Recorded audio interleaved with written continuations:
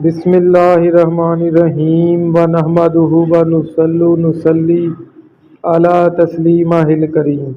اعوذ باللہ من الشیطان الرجیم، بسم اللہ الرحمن الرحیم۔ تو ویورز، کچھ گھنٹے پہلے مجھے حضرت بو علی مصری کا ایک کلام، ایک رسالہ ان کا پڑھنے کا موقع ملا۔ تو اگر آپ انہیں جانتے ہوں تو وہ ایک اللہ کے ولی تھے اور اللہ کے بڑے ہی نیک بندے تھے۔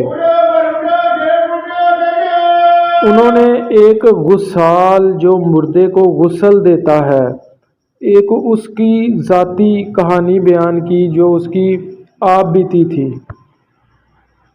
تو غسال اپنے گھر میں موجود تھا، تو ایک دن ایک نوجوان 25 سالہ لڑکا اس کے پاس آیا کہ بھائی ہمارے گھر میں میت ہو گئی ہے تو آپ غسل دے دیں گے؟ تو غسال نے کہا جی جی کیوں نہیں، میرا کام ہی غسل دینا ہے تو میں دے دوں گا۔ تو وہ کہتا آؤ چلو ہمارے گھر چلو۔ تو وہ اسے ساتھ لے کر اپنے گھر آ گیا جو اس کے چند گلیاں چھوڑ کر اس کا گھر تھا۔ تو اس نے غسال کو کہا کہ آپ ذرا باہر کھڑے ہوں، میں اندر سے دیکھ لوں۔ تو وہ نوجوان اندر چلا گیا۔ تو غسال کچھ دیر وہاں قیام میں رہا، کھڑا رہا کہ یار وہ اندر سے باہر نہیں آیا۔ پھر اس نے دروازہ کھٹکھٹایا تو اندر سے ایک لڑکی باہر آئی اور وہ زاروں قطار رو رہی تھی۔ غسال نے کہا کہ جی مجھے یہ ایک لڑکا لے کر آیا ہے تو میں نے غسل دینا ہے، تو میت کہاں پر ہے؟ لڑکی نے کہا کہ آپ نہ اندر آ جائیں، میت سامنے ہی پڑی ہے۔ تو جیسے ہی غسال اندر داخل ہوا تو سامنے دیکھا کہ وہی نوجوان پڑا تھا 25 سالہ کہ جو ابھی ابھی اسے وہاں سے لے کر آیا تھا۔ تو غسال اچانک سے ڈر گیا، اس نے کہا یہ تو ابھی مجھے لے کر آیا ہے۔ تو اس کی بیوی نے کہا جی جی یہ ابھی فوت ہوئے ہیں، تو یہ آپ کو اپنے لیے ہی لے کر آئے تھے۔ تو خیر غسال نے ہمت کی اور اسے غسل وغیرہ دینا شروع کر دیا۔ اتنے میں محلے کے لوگوں کو پتہ چلا تو وہ بھی وہاں پہنچ گئے۔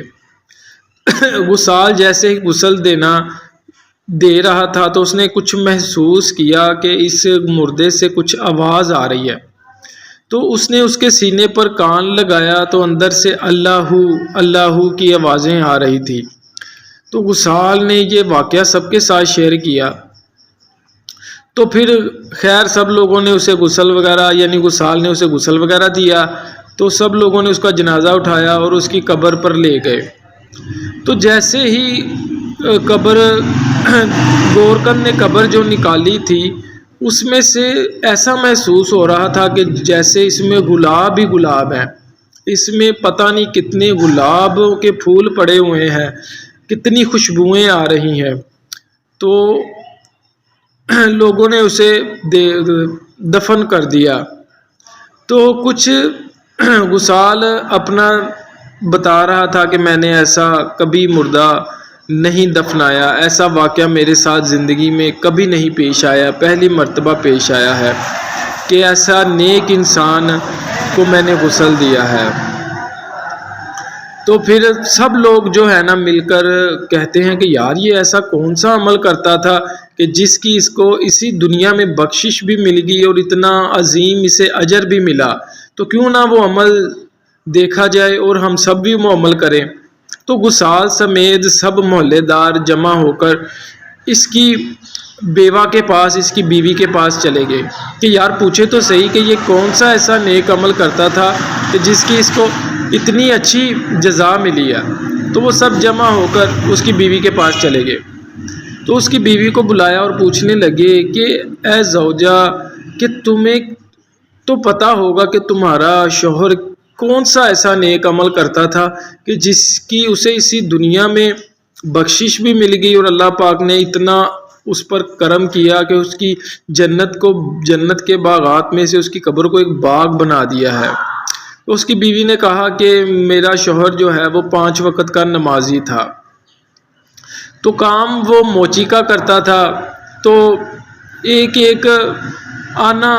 ایک پیسہ جمع کر کے اسے حج کرنے کا بڑا شوق تھا۔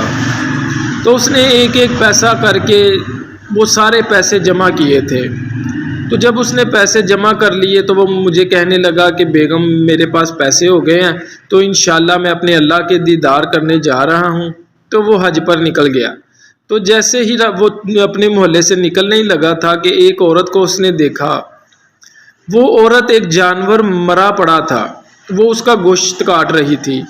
تو اس نے مجھے بتایا کہ میں تو بڑا اسے دیکھ کر حیران ہوا کہ ایک حرام جانور، ایک مردار کا گوشت کاٹ رہی ہے۔ تو جیسے ہی اس نے گوشت کاٹ لیا تو وہ اپنے گھر کی طرف چل دی۔ تو میں بھی اس کے پیچھے پیچھے چل دیا کہ یہ کیا کرتی ہے۔ تو وہ اپنے گھر گئی تو اس کے 5 بچے تھے، بھوکے تھے، رو رہے تھے۔ اس نے وہ گوشت پکا کر سارے دسترخوان پر بیٹھ کر کھانے لگے تھے۔ تو میں بھی دروازہ کھٹکھٹا کر وہاں پہنچ گیا اور میں نے خاتون سے کہا کہ یا خاتون مجھے بھی اس میں سے کھانا کھلاؤ، مجھے بھوک لگی ہے۔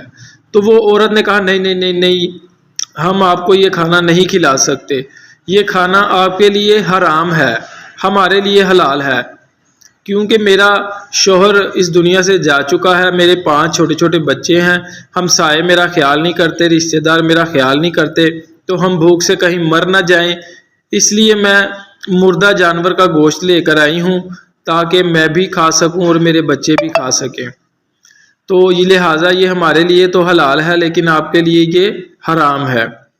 تو میں بڑا ہی رنجیدہ ہوا، بڑا ہی دکھی ہوا، اور دکھ کے ساتھ میں نے اس کی طرف دیکھا۔ تو میں نے ایک نظر آسمان کی طرف اٹھائی اور میں نے کہا کہ یا اللہ یہی میرا حج ہے، اگر میں نے اپنے محلے داروں کی، اتنے مجبور لوگوں کی اگر مدد نہ کی تو میرا حج بھی قبول نہیں ہوگا، لہٰذا میرا یہی حج ہے۔ اس نے وہ تمام کے تمام پیسے اس عورت کو دے دیے اور اسے کہا کہ دعا کرنا کہ اللہ پاک میرے حج کو قبول کرے اور مجھے توفیق دے میں دوبارہ حج پر جاؤں۔ تو جیسے ہی اس نے اسے پیسے دیے تو وہ واپس گھر پر آ گیا۔ تو ایک دن ہمارے گھر پہ ایک بزرگ آیا، تو اس نے کہا کہ بیٹا مجھے اللہ نے بھیجا ہے تو میں آپ کو خوشخبری دینے آیا ہوں کہ آپ اس سال کسی کا بھی حج نہیں قبول ہوا اور آپ کا حج قبول ہو گیا ہے۔ تو وہ نوجوان بڑی ہی دیدہ دلیری سے اس سے پوچھنے لگا کہ بھائی آپ کو کیسے پتا کہ میرا حج قبول ہو گیا؟ کہتا کہ میں نے مسجد میں رات خواب دیکھی، میں مسجد میں سویا تھا تو مجھے خواب آئی کہ 2 فرشتے آسمان سے نازل ہوئے ہیں اور وہ آپس میں باتیں کر رہے ہیں۔ ایک نے پوچھا کہ بھائی اس بار کس کس کا حج قبول ہوا ہے؟ تو ایک نے کہا کہ بھائی اس بار کسی کا بھی حج قبول نہیں ہوا، لہٰذا ایک ہی بندے کا حج قبول ہوا ہے اور وہ حج کو آیا بھی نہیں، اور اس کا یہ پتہ ہے، یہ نام ہے، اس جگہ میں وہ رہتا ہے۔ تو وہ ساری چیزیں مجھے بتائی گئی ہیں، اسی لیے میں آپ تک پہنچا ہوں اور آپ کو خوشخبری دینے آیا ہوں کہ آپ کا حج قبول ہو گیا ہے۔ تو اس کی بیگم نے کہا کہ وہ مجھے کہنے لگا کہ اللہ نے میرا حج تو قبول کر لیا ہے، اب میری دلی ایک ہی خواہش ہے کہ میں اپنے پروردگار کو دیکھوں جس نے مجھے پیدا کیا ہے، جس نے مجھے بنایا ہے، میں اسے دیکھنا چاہتا ہوں۔ تو اس کے دل میں یہ حسرت اٹھی تو اللہ پاک نے اس پر وحی کر دی کہ اے میرے بندے جس وقت تو چاہے گا نا میں تجھے اپنا آپ دکھا دوں گا، یہ تیری مرضی ہے کہ جب تو مجھے چاہے گا تو مجھے دیکھ لے گا، تو جب بھی تو مجھے دیکھنا چاہے تو میرے پاس آ جائیں۔ تو یہ بات سن کر یہ بات جان کر میرے شوہر کو اتنا یقین تھا کہ جب وہ چاہیں گے اللہ پاک انہیں اپنا دیدار کرا دے گا، اسی لیے وہ پہلے آپ کے پاس گئے، وہ آپ کو لے کر آئے، اور آتے ہی انہوں نے خواہش کی کہ یا اللہ پاک میں وصال کو لے آیا ہوں تو اب مجھے آپ اپنے دیدار کے لیے بلا لیں۔ اتنا کہنا تھا کہ ان کی جان نکل گئی۔ تو آپ نے انہیں جو بھی ہے باقی ساری چیزیں آپ کے سامنے ہیں، آپ نے خود ہی انہیں دفنایا ہے۔ تو اس میں ہمارے لیے سیکھنے کی ایک چیز یہ بھی ہے کہ ہمیشہ نیک کام کرو، بدی سے بچو، ہمیشہ ہر قسم کے گناہ سے بچو اور ہر قسم کی نیکی کرو، ہر کسی کے ساتھ بھلائی کرو، ہر کسی کے عیب تلاش نہ کرو، ہر کسی کے ساتھ بھلائی کرو اور بھلائی سے کام لو۔ اللہ پاک آپ کو اور مجھے نیک کام کرنے کی توفیق عطا فرمائے اور برے کاموں سے بچنے کی توفیق عطا فرمائے، اور آپ بھی نیک کام کریں اور مجھے بھی نیک کام کی اللہ توفیق دے۔ ہم لوگ مل کر دین کو سمجھیں اور دین کی باتیں آگے پھیلانے میں کردار ادا کریں، تاکہ اللہ پاک ہم سے بھی راضی ہو جائے۔ آمین ثم آمین۔